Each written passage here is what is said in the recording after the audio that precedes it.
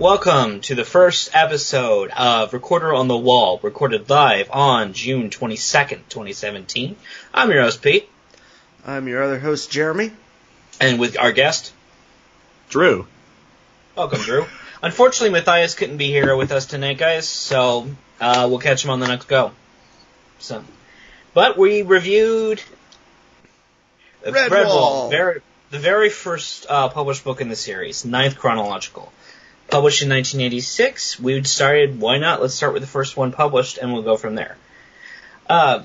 So, just to start us off before we actually get into this tome, we're going to repeat, if anyone didn't listen to our episode 0, just briefly, gentlemen, how did you find the series? What is your favorite book or character? And any particular habits you have when you go through the series again. So, Jeremy, why don't you start us off? Right. I'll go next, and Drew third. Okay. I got Martin the Warrior from a book catalog my elementary school would give out every year, right before summer. And I really liked. I remember I had pet mice. I really liked mice. So I'm like, oh, this looks cool. I like swords. All right. So from then on, I would either, like, my parents would be like, oh, we found this, it's connected to this, or I would find out my friends would read it. And I think at least one of the books I had read through when I borrowed it from a friend before I got it. All right, then. My entry was similar. I also came to the series at Martin the Warrior, but it was through my grade school would have book fairs like once or twice a year, and I saw a picture of the sword-wielding mouse on the cover, and I'm like, what the heck, no. Yeah. And then, and then I picked up the rest of the series from there. I think Bellmaker was my second one, and I was wondering what the heck this Abbey was. That's funny, that was my second book, too. And what about you, Drew? I actually picked it up at the library at 11. We had a summer reading program, and I absolutely destroyed every single book in the young adult section.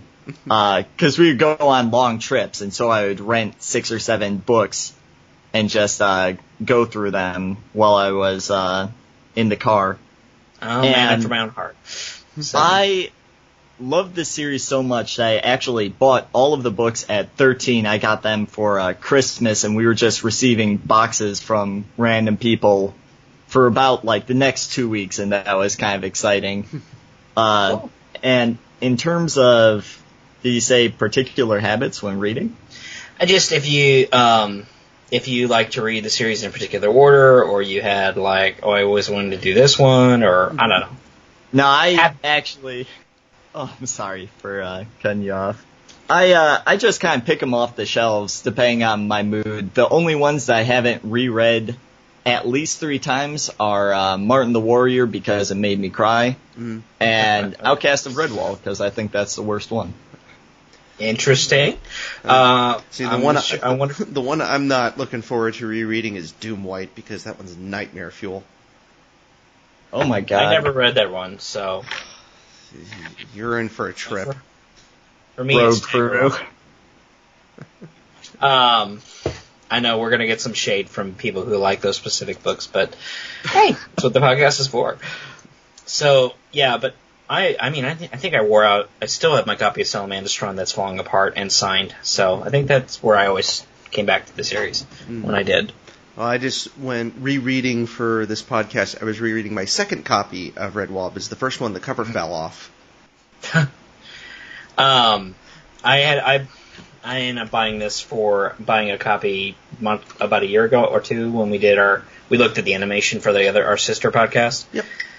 And yeah, this was not the first. When I originally read this one, it was with the nightmare-inducing art of Clooney on the back. You don't see that here. Oh, yeah. Is that the one with the blue cover on the side? Maybe. It's just, it's him, and he's got a rat face, and he's just, like, looks like Vegeta's hair on the back. Maybe black spikes all over. The one where it has, like, a purple, and, like, on the side of it, it's purple, and I think on the back is blue. Yep. Should be able to find it. How did you, Drew, when you read the original, how did the series were you? Redwall was actually the first book that I picked up because I've been asking a librarian just series that I might enjoy. And I think I really identified with Matthias at first. I was like, I want to pick up a sword and, stab a rat and, just like, this will be a fun read. And, all the carnage. Oh my god, the series grew with me. I enjoyed fantasy. I mean, I admit, I'm a bigger sci-fi fan these days, but this series definitely keeps me, I'll come back. This definitely introduced me to fantasy elements, and that's why I like read Game of Thrones and other fantasy books of the same genre. Yeah, this and Warriors filled my quota of talking animals killing each other. Yeah. So, but that just leads us to the book itself, unless we have anything else to cover. Favorite book character. I kind of already mentioned mine, Landestron. All the Badgers. Mine's Martin the Warrior, and the character, and the book. It was the first one I read. It's the one that got me into the series, and he's a violent. Yeah, it is a really, really sad ending to that book, and we'll get to that when we reach it. Yeah. Cover it. But for me, that's also kind of what sets it apart from all the other ones, because all the other books have like happier endings for the most part, and this one is, well, as I said, for the most part. For people who for everyone who can't see, Pete was like, like shaking his hand, like, what? There's always at least a couple of hero deaths in every book. But like Martin literally ends with just like, well, Martin's like, I'm never going to talk about any of you ever again because, Spoilers. I was the one that put in that note about like special reading habits when revisiting the series, because sometimes when I'd go back to it, I'm like, okay, I'll read it in the order that I got them. And like Redwall, this was the fourth one that I read. Or I'll read them in chronological, I'll read them in publishing. Like I used to come up with like random ways to reread the series. But the main thing for me is I like to listen to music while I read, and also while I write. And it's stuff that, for me, matches up with what's going on in the book and the story. And I started doing this forever ago, like back in early high school. And surprisingly enough, it was Star Wars music that I would listen to while reading it. And I actually now associate a lot of the Star Wars songs more with these books than I actually do with Star Wars itself. Metalusa never told you what happened to your father. Martin, I am your father. So like there's specific songs I'll pick for like the different moments in the stories. Like obviously like Duel of the Fates is good for like final battles and stuff like that. But I was going to suggest The Touch from the Transformers movies.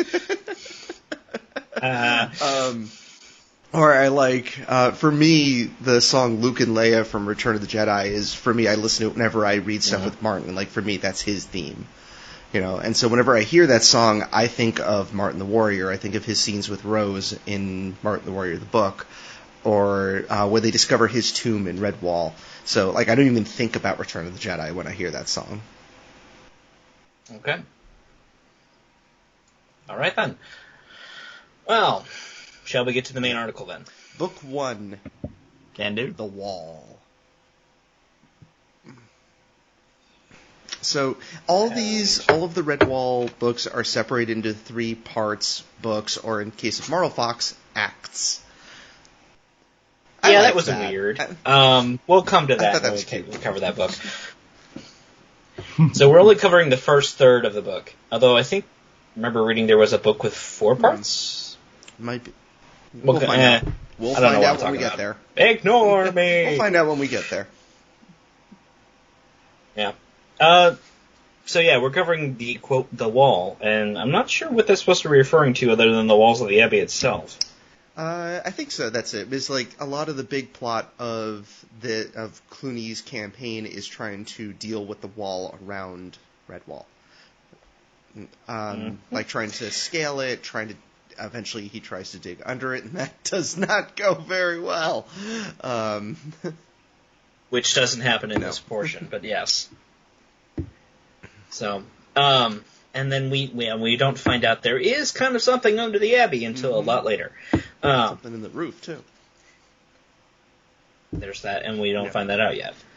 But yeah, this is the first time that we're introduced to the world. A lot of the rules are still being written of the world, so yeah, this is kind of interesting. We'll start this over again. So the book begins reflecting on, let's see, The Summer of the Late Rose. Matthias.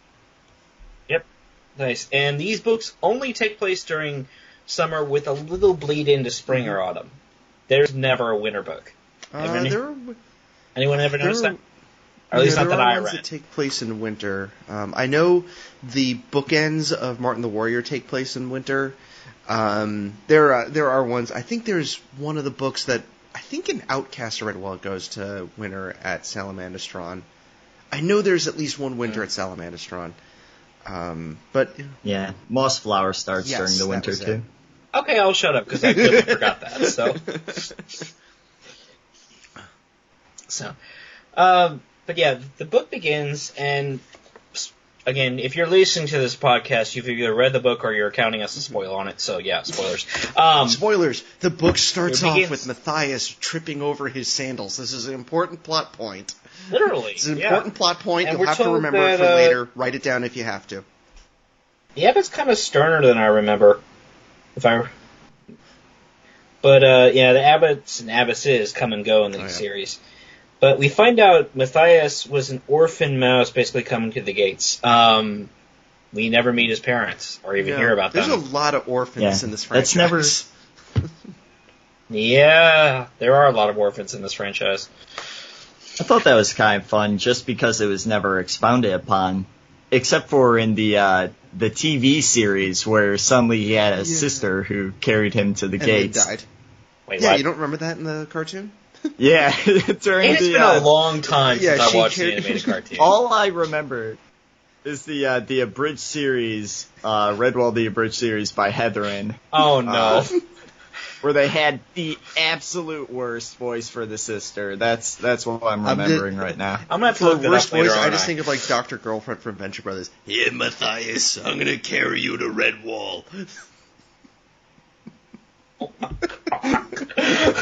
Just listening to my soothing voice, Matthias. I'll carry you to safety. I'm dead now. Yep. The opening chapter just kind of gives us a background of what Redwall is. It's a place of peace. It was founded by Martin the Warrior and Abbot Mortimer, Matthias, later on Methuselah. There's a lot of M's. Well, alliteration. There's something we'll find out. Like I kind of like these earlier books, like the names in them, and as we'll get to the later books, the names start to get weirder and weirder and weirder. Just a tiny bit. What is that wrong? Dude, wait till you get to some of the really late ones. I can't even remember half the characters' names because they don't make any sense. Yeah. And then our second chapter literally begins with our villain, Clooney the Sketch. And yeah, I'm gonna straight up say this. Clooney may be one of the most chaotic evil villains in the entire series. Yeah. Oh yeah, he has no other motivations. He's just a jerk. No. We see some lawful evil villains. We see even neutral evil, but this guy's straight up chaotic evil. He'll pick on his own horde member just because, hey, he's having an off day. There's a moment where he gets one of his own horde members killed and goes, "Tell the devil Clooney sent ya." Yeah. For reference, when I read this portion, I listen to the Imperial March. Oh yeah, appropriate. So Clooney's on his way, and we'll cover the horse and cart in a bit. But I do like these early chapters, like the quick, short kind of vignettes for Clooney, where it's if you notice his chapters in the beginning are 2 pages, whereas the Redwall stuff is 3 to 4. Goes into deep. Yeah. Then then chapter 3 is pretty much, isn't that the feasting chapter? Yeah, pretty much. It's they catch the grayling and things like Yeah. that. We see that Matthias is, he's eager to help. He's eager to please, and we get introduced to Constance the Badger, who becomes a very, very big part of this story. My favorite character in this book, and everybody drags Constance. I have so many notes right here that just say drag a badger, where Matthias is just like, oh, Constance is slow. I can help with that cart. Just like, who are you? Oh yeah, I love Constance. Yeah. It's just, I mean, this is the first book to establish the world, but badgers are not to be messed with. That is a big thing in this franchise. Even like when the badgers are old, like we learn that badgers live longer than any other character, and even when they're really old, look at Lord Brocktree with Lord Stonepaw, they're still a force to be reckoned with. Oh, dude, Craiga in her and she's her last blind. days. Jeez. Yeah, I'd say out of all the badgers, Craiga is like the biggest, like the toughest of them all. And she's in the most amount of books too, right? She's in like 3 or 4 of them. But she's a couple in of them, yeah. Long Patrol, Marl Fox, and she's still beating the heck out of stuff in Marl Fox. And they even point out, like, you have an arrow in your shoulder. Did you notice that? She's like, no. Yeah. Anyway, moving on. So, yeah. The feast continues. And this is the start of reading these books makes me hungry. Yeah. Like, holy cow, just all the descriptions and stuff. I mean, there's no wonder why there's tons and tons of fan creative recipes and stuff like that online, and even an official Redwall cookbook. Okay. So chapter 4, in between the feasting chapters, we have Clooney still getting closer. Dun, dun, dun, dun, dun, dun.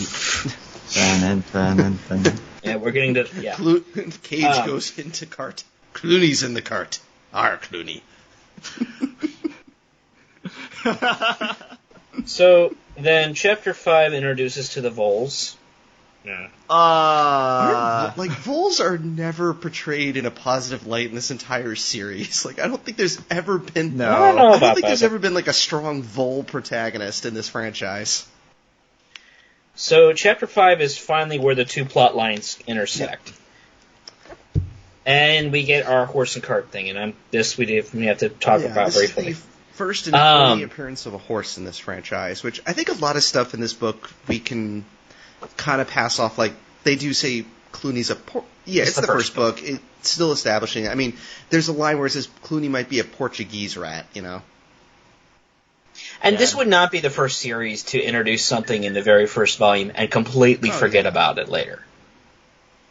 Or deliberately or accidentally so. So I'm not going to hold it against it, but it's like, I remember reading this and I'm like, you know how big a horse is, right? I mean, even the animated cartoon kind of gleaned over this as quick as they could. Yeah. I think they sized down all of the animals. I know it's been people talk a lot about are these anthropomorphized animals, and of course in the animated series they were. But just, it's harder to imagine the fights when you imagine how big a fox is versus, say, a mouse. Well, that just leads into our first segment of... How anthropomorphic are they?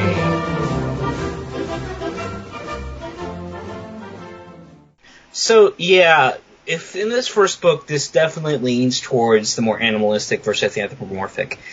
And, okay, sure, I'm fine with that. Why don't we have a moment where it says, like, Constance gets up on her hind legs, or she takes the grayling in her mouth and just kind of carries it in her jaws, in which case, that's kind of gross after that. It's like, okay, I want badger slobber on my fish. Because how does a 2-ounce mouse carry a 2-pound trout? Grayling, whatever. Yeah, so again, it's forgivable, but as you just pointed out, the animated series completely ignores how dubious the books are about it and makes them all anthropomorphic anyway. So, as far as, are we going to hold it against the books? Never. Of course not. And even the official website, because I looked this up, is deliberately ambiguous about this. Like, they're frequently asked questions. Hey. So, it's kind of left up to the reader's interpretation, I think, is what they're getting at. So, moving on. So, yeah, the series continues, and, here's my favorite part. Oh, we'll come back to, actually, excuse me, we'll ignore that. Shut up. The two groups meet. Clooney fortunately does not mention known as the giant badger. Drag a badger. Insults the badger. Every character insults Constance. Why? I'm sorry. Well, to be honest, Clooney pays for that, and so do his forces many, many, many times. Yeah, rest in peace, Red yeah. Tooth. Well, not yet, but we're getting there. Yeah. And Clooney gets close to Redwall, and Matthias and the others have to sneak back. I do like it too, where when they separate them out, and just like the build up to Clooney arriving, where we see he's warlike, he has this horde of vermin, they've all got weapons and blades, and he whips his tail around, and then we see the Redwall creatures, where it's not like they have like just an easygoing, we just are in harmony with nature life, They work hard. Their ancestors built Redwall itself. That had to be a huge undertaking. And as we find out in later books, it was a huge undertaking.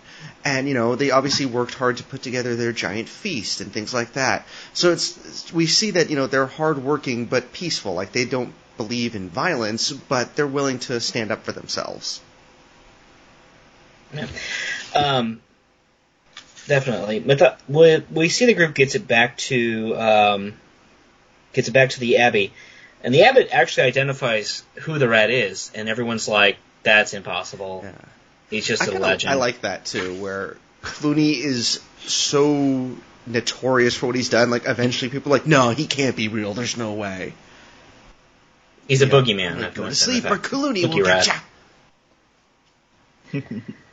So, question is how old Clooney is, but age is kind of a thing in the series that's never again clarified. Yeah. So, we're going to ignore that.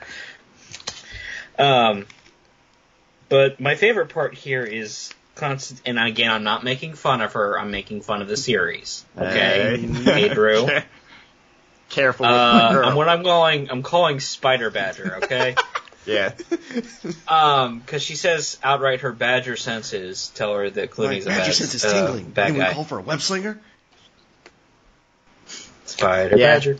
She says that later, too, when she's like, my badger senses told me that Clooney's... Well, we also see that a lot of badgers in this franchise have kind of like a mysticism around them. Like Salamandastron itself, like the mountain calls to the male badgers, or in Craig's case, the female badgers. Occasionally. So, things like that. Well, you mean, aside from when they're getting in battle and killing people right, left, and right in the blood rest. Yeah. And I like... Matthias, and like I said, we see that the Redwallers are hardworking, but they're not just bumpkins. And I like Matthias's line of, "We'll be ready." It's not we're going to take it. Yeah. We're not going to kill him. It's we'll be ready for him. Okay, here's the thing. This follows medieval principles, but it's not exactly strict to human medieval traditions. But one of the rules in the medieval period was you did not attack an abbey. You didn't attack monasteries or abbeys. Now, not every would-be king or conqueror followed this, but the rationale behind it is that these kind of facilities were supposed to be off-limits to armies. Sure, they would feed you, they would tend to your medical needs, but they did not participate in your wars. That's why people became priests or monks or nuns in the first place, was so they didn't have to worry about the army coming over the next hill. Now, obviously, this is not true in the Redwall series, but I always kind of found that interesting. And as we learn, you don't mess with Redwall Abbey. No, by the time Tagaron comes along, the place has a reputation, and they actually reference. I think it might have been Tagaron where they reference like previous villains. Like I think they mentioned like Slagar from Matameo and a couple others. They'd be like, yeah, they tried to attack the Abbey and were never seen or heard from again. Which it's funny because Slagar didn't actually attack; he just kidnapped a bunch of kids and ran for it. Yeah, pretty much. We're gonna have to make a Taken joke for that. And the most convoluted villain in the entire series. Yeah, Matthias, like, I will look for you. I will find you, and I will. Don't and spoil I will it beat now. the statue with my sword.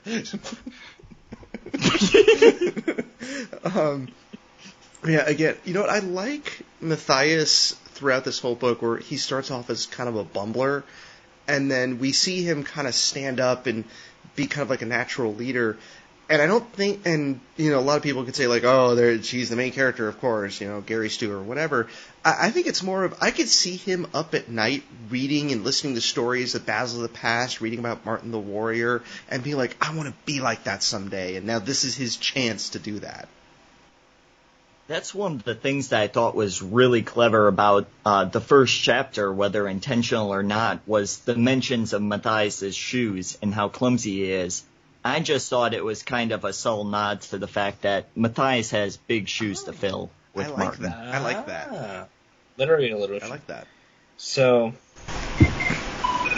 sorry about that. There are no phone calls in Redwall. Go for Papa Abbott. Oh, sorry. Oh, God. Reference Robot Chicken. All right, so then we get Clooney arriving at Redwall, and we do get the moment of where Redtooth is like, boss, did you see that badger? And he's like, she's just a country bumpkin. Huh, Clooney, you're going to regret that in about 5 seconds.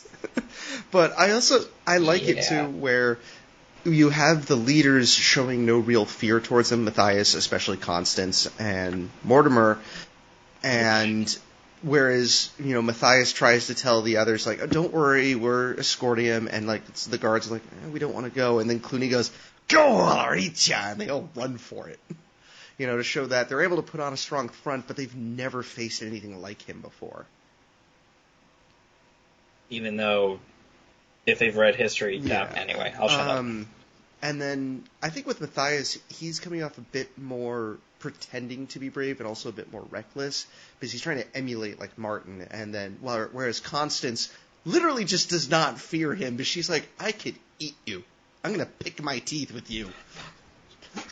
We'll get to that when we cover the animated series, but yes. And then, of course, Clooney giving his his dictation of, I'm going to take over you. If you don't surrender, you will be my slaves, and yada yada. And then, I love the moment of like, fine, then you will all die within these walls. And then Constance picks up a giant oak table and threatens to beat him with it. And Clooney's like, they do. Badgers tend to do that. Clooney's like, all right, and we'll be going now.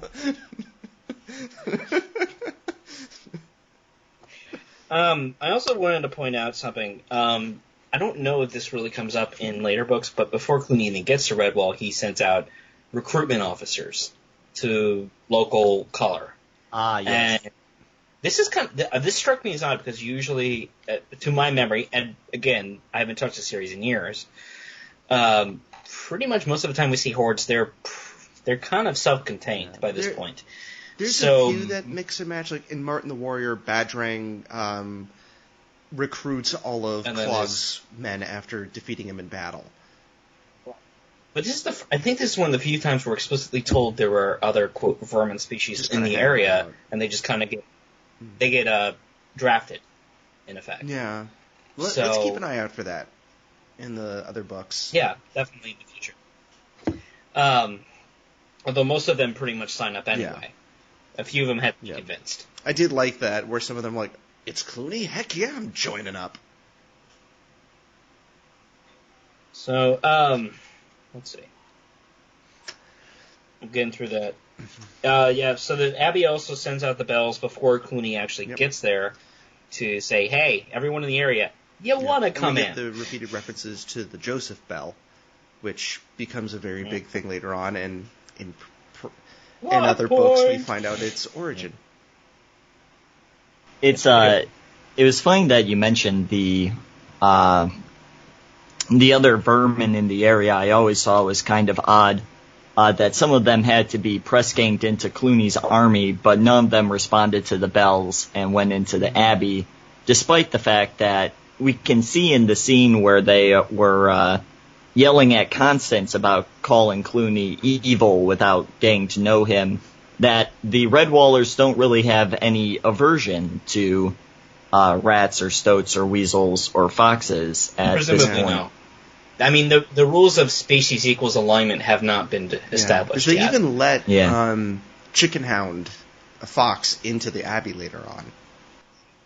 Sailor herself, his mom too. Well, almost. They get burned every time. You know what? I was thinking the way people kind of bag on Constance, she's kind of like the Worf of Redwall. It's like if somebody made a montage of every time in Star Trek Next Generation Worf makes a suggestion, people just shoot him down. He's like, we could do this. They're like, no, let's not do that. Or I have a better idea. Or like, no, Worf, we'll keep that under advisement and stuff like that. Main difference is Constance actually wins every fight. Mostly. Yes. I mean, we'll come to book 3 when we come to book 3. She gets locked in the house. Yeah. That was their strategy with dealing with it. Like, we'll just ignore her, but maybe she'll go away.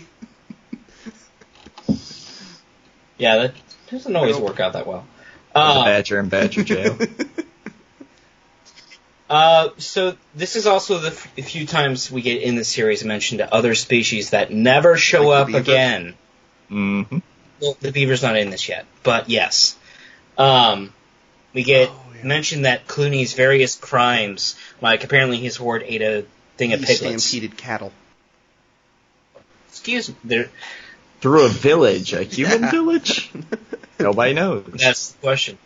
And then there's a mention of a town dog. Oh, yeah. Which I don't think dogs don't appear ever again.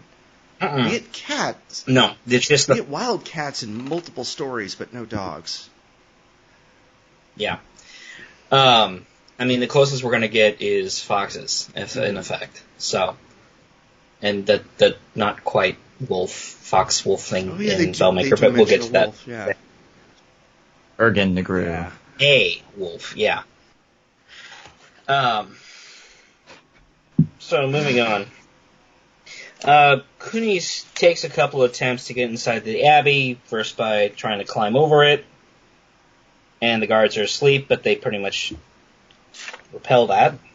That annoyed the heck out of me with Shadow, where yes, thank you. Clooney was just like, Shadow, you must climb this wall. You must climb this wall and get into the Abbey.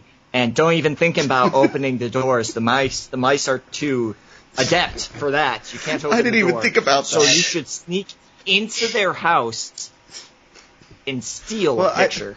And Shadow's like, sir? And he's like, no. Listen to me, Shadow. Steal the picture. Yes. You know, I never thought about that until right this moment. But I didn't think Shadow went into there and went, oh, they're all asleep. Maybe I could open the front door. No. Steal the picture. Don't they establish at some point or that the door is barred or something? Yeah. Well, I guess the main door, it would take a lot to get through. I'd like to think that's the reason. Granted, that also wouldn't stop him from opening one of the side doors, why do they have rickety side doors in this otherwise impenetrable those thing? side doors are mentioned.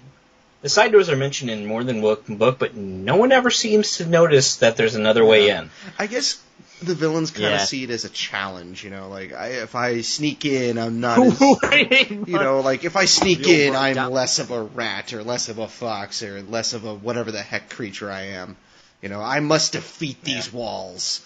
I can't just sneak in. That would actually be intelligent strategy. Yeah, we'll come to it when we cover Salamanastron, but the use of a poisoner actually makes sense in that one. But Oh.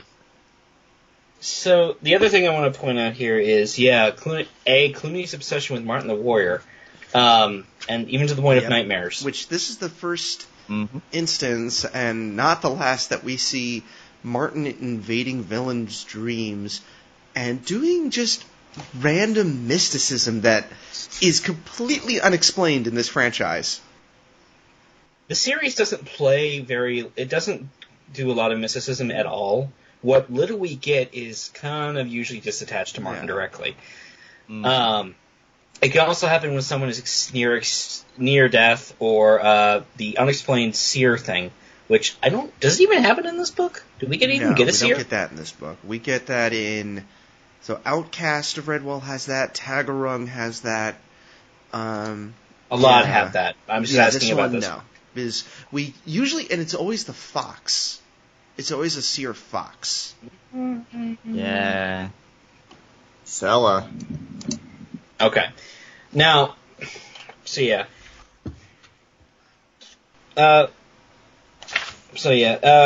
does get the cut through the tapestry of Martin Water and get that out to Clooney. So, but he dies when he falls from the wall. Yep, that's it. Well, and there's Shadow with a 10-point dive, and judges. He gets he actually, I wouldn't say he fell. I think he gets smacked by Constance. Yeah, he did. Which is 0.1 in Constance bad buttery. Constance 1, everyone else 0. Table 0. Table. Constance, get the tables.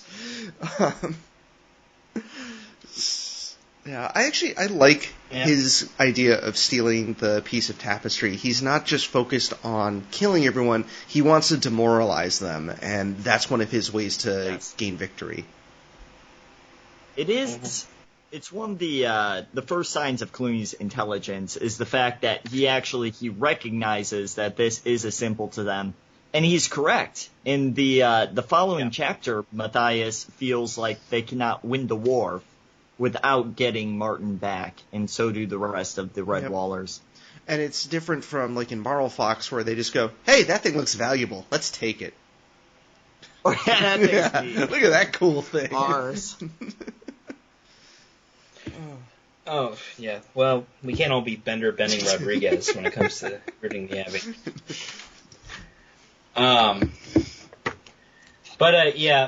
Some couple other points. Yeah, generally there's a siege here. And then the siege kind of starts in earnest after that. And I like Matthias setting off on his own to try and get the piece of tapestry back, where he's just it again shows that he's brave, but he's also just kind of reckless. He's doing, like, the moment where he walks over to the tapestry and kind of speaks with Martin, and he's like, oh, you'd pick up your big sword and go and take them out. It's more of he's idolizing Martin just as a fighter rather than as a leader. So he's like, oh, Martin would sneak off and go do this. Actually, that's what Gomph would do, but go off and steal stuff. Right. So when Matthias goes out to get the tapestry back, the rest of the Abbey's like, where's the guy who's the only good military sense? They kind of question where he went. Do. Well, Constance even says, like, whatever he's doing to help us. He's doing it to help out. So Constance, the voice of reason. And even Cornflower, she's still early in the game here, and we'll see more of her own military sense in the next book, like Matameo. But she's got a sense for it herself. So I like her. But then we learn into the archetype of all hares. I love hares. Yeah, I love them. I love Basil. He's great. He may be the most entertaining character in this entire book. He's so much fun. I love the standard he sets, and just the fact that he goofs around with the rats and is kicking them around. He goes like, you smell. What do they do? Call you Pongo? Yeah, and even in the animated series, loves just they go over the top with this character in the best yeah. ways, if I recall right. I remember in the cartoon he was gigantic. Yeah, compared Yeah. to everybody else. About as big as Constance. Yeah, I love this. I loved this scene. He just runs away and jokes around with him, and Matthias is like, all right, cool, I can sneak in now. Yeah. And Matthias has to rescue the Vole family. Voles being rescued. The whiny voles. Well, it's only the kid. No, it's, well, Really? yeah, his parents are just kind of like, oh, those rapscallions. I mean, you can't blame a toddler for being scared out of his wits in this kind of Yeah. scenario. He's not a toddler. He was playing hide the bull rush with the neighbor Well, girl. you can also look at it this way. The little baby Silent Sam who shows up later on is braver and smarter than Colin Vole. Really, Yeah. though. Well, I hope there are no Colin fans listening I to don't this. think there are. Nobody likes Colin. Oh, Everybody wow. hates Colin. He's a little loser. All right. Okay. Regier So, in the next scene is more likable. Just Ragier. Regier. You know, Yeah. I like Yeah. Regier. That sounds like Regier. You know what? That's I think great. we should make So, yeah. a rule for this. Unless we know the official pronunciation, let's not try to correct each other. Correct. Just Okay. because I know that's there's perfect. plenty Fine. of things in this series that I am probably pronouncing wrong, but I don't really care. Before we even started recording, I had to tell you what the official pronunciation of Eulalia Well, that one was. I just never I just thought it was like Eulalia. That's how I pronounce it in my head when I'd read it. You know. So and getting to our favorite adder, because the adder in Doomwhite is not my favorite adder. I know in the cartoon they say Asmodeus. I always thought Asmodeus. So that's what I'm going to call him. And his first Noted. appearance is just creepy. Asmodeus. Yeah, hey, dude's got to eat. So Snake's gotta eat. Regier's gotta die. So long, Yep. Regier. We hardly knew ye. although it was quite funny watching you a tree branch smack into your face. I love how both times he gets tripped up, he's just muttering himself like, yes, Chief, there were 5 of them. No, 6 of them. I loved Clooney may punish what he views as incompetence, but among the Horde leaders we will see in the books to come, he actually listens to his officers. Does anyone notice Yeah. this? Yes, he even listens and looks out for new officers like Scrag the Weasel. Mm-hmm. I do believe that one of the things that Clooney has going for him is that he's efficient. He's not nice, even when No. he's told that Scrag is dead, and Scrag happens to be probably the most competent villain in this book. You know, he's just like, whatever, you know, enough about that. You know, we have some plans to lay here. And he has the lay of his officers, too. When he sends them out with Sella later, he knows that they're going to lose her. But it's part of his plan. Yep. Again, let's not get ahead of ourselves. But yes, generally speaking, Clooney he respects his officers to a point. He left to listen to them, but he's not afraid to lose them. Yeah, because there's a lot of villains later on that just kind of be like, I'm in charge, I'm the only one with any brains, I'm going to be this, this, and this. I'm not going to listen to anybody. Yeah, definitely. Or in some cases, villains just go completely bonkers. Mm-hmm. Gabool the Wild, anyone? Yeah, I was going to say that's what I was Sligar. thinking of. I was also thinking of Mad Eyes from Pearls of Lutra. I forgot. Hey. He goes and talks to the little snake. So, That Matthias sounded does wrong. not recover the... All right, moving on. Oh. Moving right along. Moving along. Matthias, he and Basil manage to free the Vole family, but they don't get the tapestry back by the time this first portion ends. So, they're on their way back to the Abbey, but Matthias just kind of falls Well, he goes off on asleep. his own while Basil takes care of the Vole family. And I also like the the full-on battle between Clooney's horde and the Redwallers. And, it's like their first conflict, and it shows, like, each side is kind of getting their own little victories. Like, okay, the mice are able to actually peg them with little arrows, but all of a sudden, like, some of the rats and weasels and ferrets, like, they find a way to spin the church spikes around and throw them at them, and that actually cuts through some of the stone. And then Constance gets a hold of them and just boom, boom, boom, boom. Oh, look, I just killed them. Yeah, that really is the first big mention of death besides the rat that jumped on the horse. And one of the things that I've been thinking about this book, and I thought about the books for a long time, is that I feel like these are books that can be read to children relatively easily, but I don't think they're meant to be read by the same age group. So let's just say you could read this book to a 5-year-old, but I don't think a 5-year-old could adequately read the book. It's fairly complex in structure. Also, like they mentioned, not only are characters being killed, it flat out says with the spikes, they're either killed or maimed. Horribly maimed. Like, for kids. Like, Kids! That's kind of dark. Granted, nothing compared to what we'll see in some later stories, but... Yeah, they get into it. Doom White. I mean, don't get me wrong. This is I'm a belief that this is kind of a middle school age series, and you probably can get away reading it to younger kids. But I'd say like the 10, 11 and older crowd. That's fair. And I like the way they close out this part of the book with, they kind of leave it on cliffhangers. Like, Clooney is setting up a siege ramp. Matthias is trying to find his way back to Redwall and falls asleep. And, of course, and then finally it ends with Methuselah going, ooh, I found something behind where the tapestry was, which makes me think now, why didn't they ever think to look behind this thing? Does it just, like, and how gross is that wall going to be by now?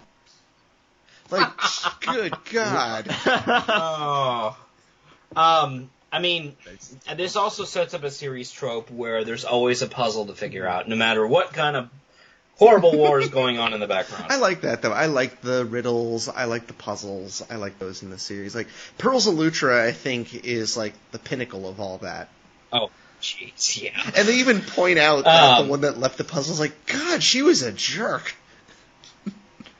Mm-hmm. So, So that kind of rounds out the first book. We have the beginnings of the real first fight of the war. We have Matthias running off to be being the hero, and mating up to the best character ever created for this entire series. Somewhat. Mostly. Archetype of all hairs. So, and who's a lot of fun, and yeah. I just want to kind of read some of Matthias' notes since he can't be here. He says Ambrose Sprike has a drinking problem.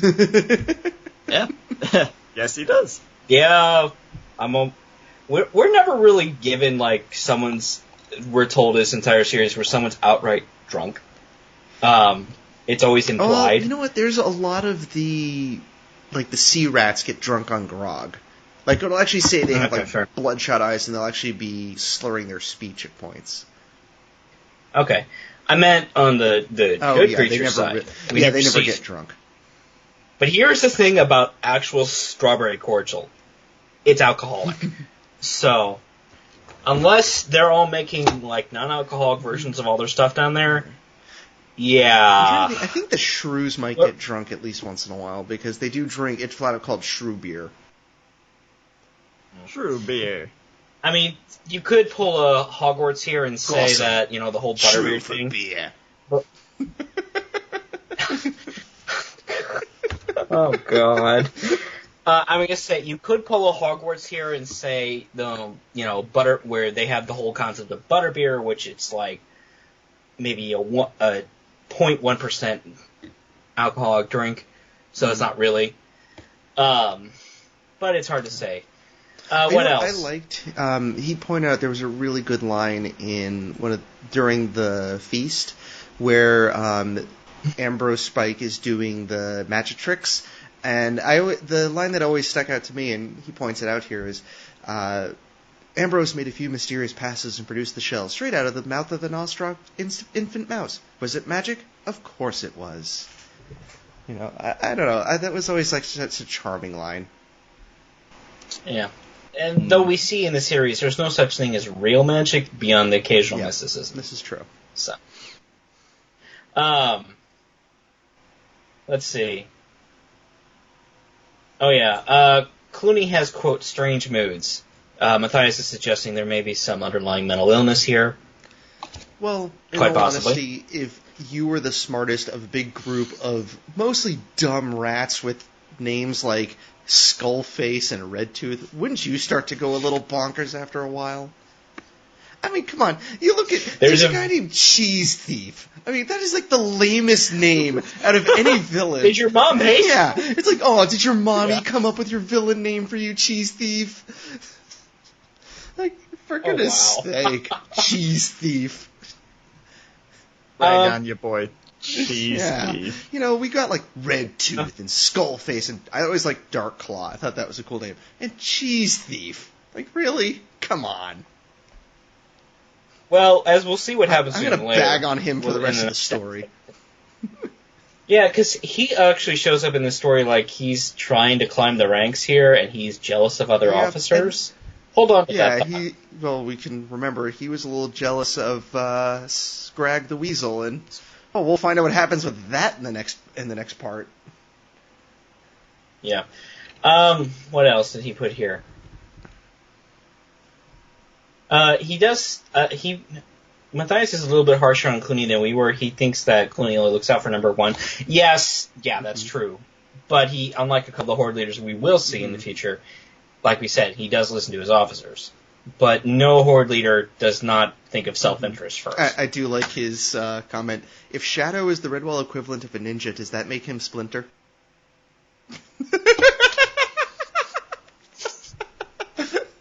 Well, we have no turtles, so I'm not going to answer that. Do turtles show up in this series? I believe they do. I mean, reptiles do, but they're not in every book.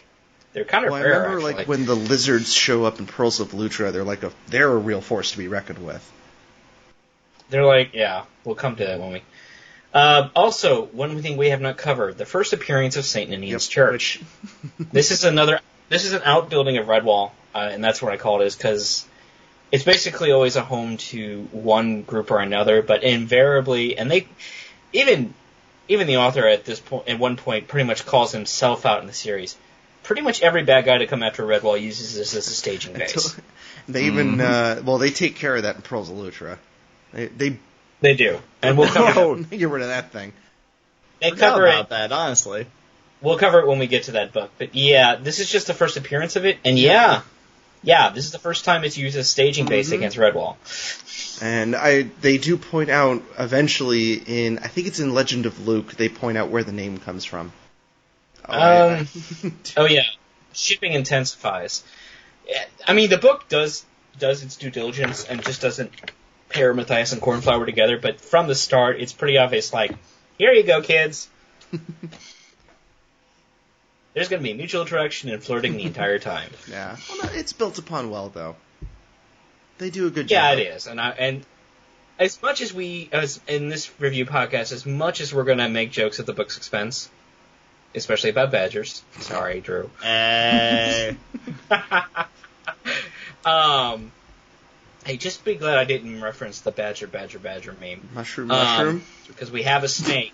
We have a snake, but we have no mushrooms. So. I don't know. I just reading some of the later stories. No, we're above that.